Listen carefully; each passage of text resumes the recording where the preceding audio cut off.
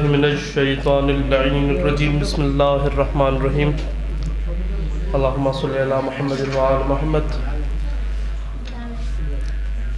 लतीफ़ साईं चयो आहे त जीअं गंजूं मंझि गंजीर तीअं मूं मन मारवड़नि सी ॾिनियूं लसु लतीफ़ चए हींअड़े खे हमीर वञी मंझि मलीर सभु छोड़ींदसि सूमरा। निहायत वाजिबुल एहतराम साईं साजिद अली मंगी साहब,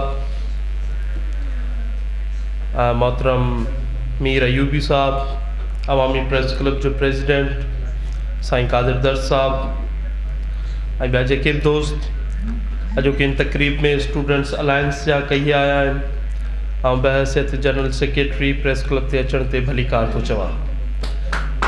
आउं शुक्रगुज़ार आहियां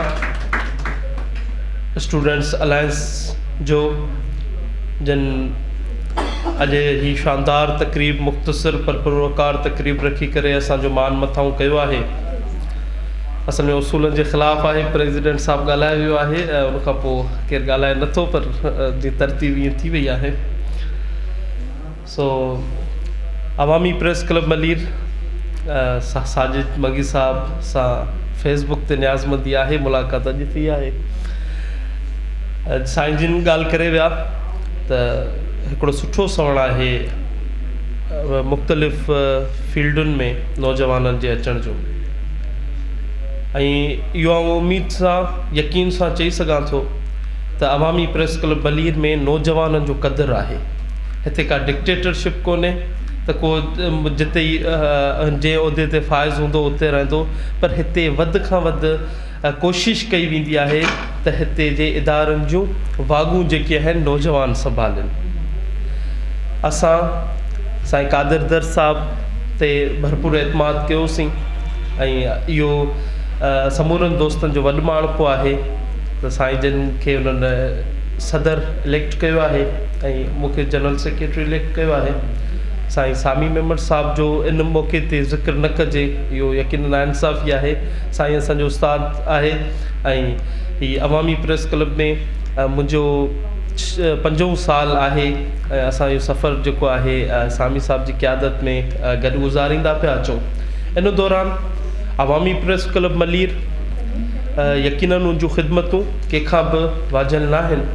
असां मलीर जी बहिराड़ियुनि में झरनि झंगनि में पंहिंजो सहाफ़ती पोरियो अदा कयो आहे। ख़ैर मोहम्मद ख़ासकली ॻोठ हुजे जिते पाणी जो अहम वॾो इशू हो, कंहिं दौर में उन मसइले खे बि हाईलाइट करण में अवामी प्रेस क्लब मलीर जो किरदारु हो, सामी मेमर जो किरदारु हो, कादिर दर्स जो किरदारु हो।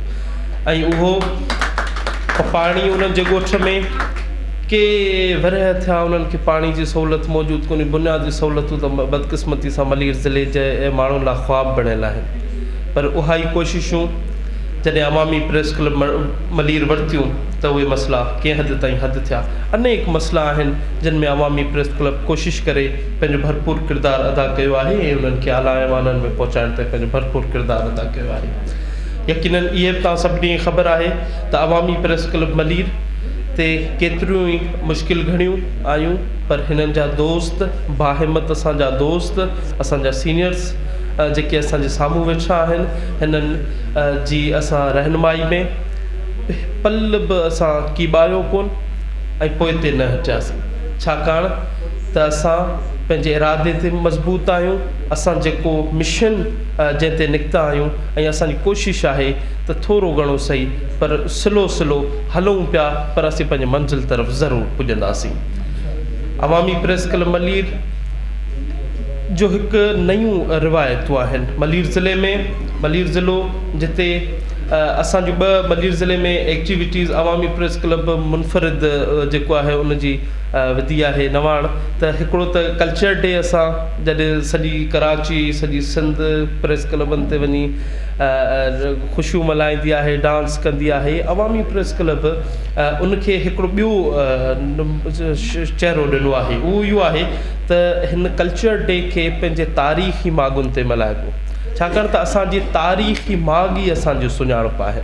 जेकॾहिं असांजा तारीख़ी माॻ ई न रहंदा त असांजी उहा सुञाणप न रहंदी ऐं जेके असां इहे ख़ुशियूं अॼु मल्हायूं था ऐं असां हलूं था लोड कंदा त उहे न हली सघंदासीं। उनजो फस्ट ऑफ ऑल उनमें पहिरीं ज़रूरत ॻाल्हि जी आहे त उहे पंहिंजा माॻ बचाइजनि, उन्हनि लाइ कोशिशूं कजनि त पंहिंजा जेके आहिनि समूरा मामला हल थी सघनि था ऐं पाण ख़ुशहाल धरती जा जेके माण्हू आहिनि उहे ख़ुशहाली वारी ज़िंदगी अदा गुज़ारे सघनि था।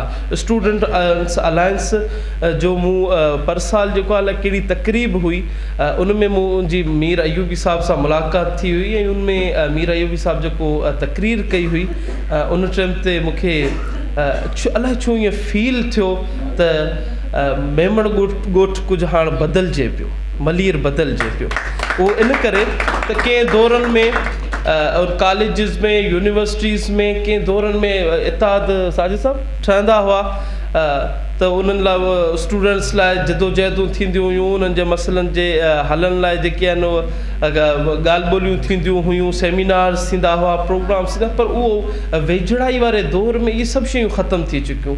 पर मलीर शहीद ज़ुल्फ़कार अली भुट्टो लॉ कॉलेज में स्टूडेंट्स अलायंस जो क़याम ऐं हिननि दोस्तनि जी जेका महिनत थोरे अरसे में आहे ऐं उन्हनि ते यकीनन उन्हनि खे सलाम थो पेश करियां ऐं इहो वचन थो करियां ऐं इहो उन्हनि खे यकीन थो ॾियारियां त 2023 में जेके बि तव्हां सरगर्मियूं कंदव अवामी प्रेस क्लब मलीर तव्हांजी भाङे भाइवार रहंदी ऐं तव्हांजी अवामी प्रेस क्लब मलीर तरफ़ां भरपूर जेकी बि असां खां ख़िदमत थी सघी उहो कंदासीं।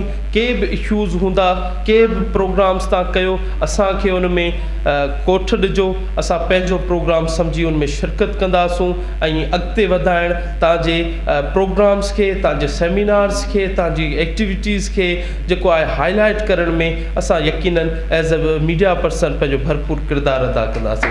तव्हां समूरनि दोस्तनि जी वॾी महिरबानी। साजिद मंगी साहब पहिरीं दफ़ा प्रेस क्लब कई आयो आहे ऐं ख़ुशि आमदीद थो चवां।